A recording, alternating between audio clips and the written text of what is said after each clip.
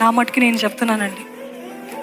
ఇక్కడ మీ ముందు ఇలాగ కనబడతాను, కానీ మామూలుగా మనుషుల ముందు ఎప్పుడు కూడా నేను ఏడవను. ఏడుస్తే నా భర్త ముందు ఒక్కరి ముందే నేను ఏడుస్తాను, కానీ ఇంక ఎవ్వరి ముందు ఏడవను. నాకు చాలా రాతి హృదయం బయట మనుషుల దగ్గర అస్సలు నా ఎమోషన్స్, నా ఫీలింగ్స్ ఎప్పుడు కూడా బయట పెట్టాను. నా కన్నీళ్ళు చూసింది ఎవరు అని అంటే నా తల్లిదండ్రులు చిన్నప్పుడు. దాని తర్వాత నా భర్తని ఇంకా ఎవ్వరు కూడా నా కన్నీళ్ళు చూడరు. ఎందుకంటే ఐ నో, నేను మనుషుల ముందు ఏడుస్తే ఇట్ ఈస్ జస్ట్ వేస్ట్, వ్యర్థము.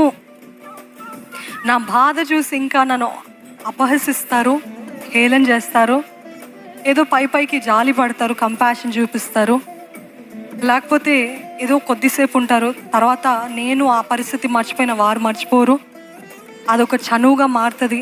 ఇవన్నీ తెలిసి మనుషుల ముందు ఏడుస్తే వ్యర్థమని చెప్పి నా కన్నీలో నా దేవుని ముందే నేను ఏడుస్తానండి.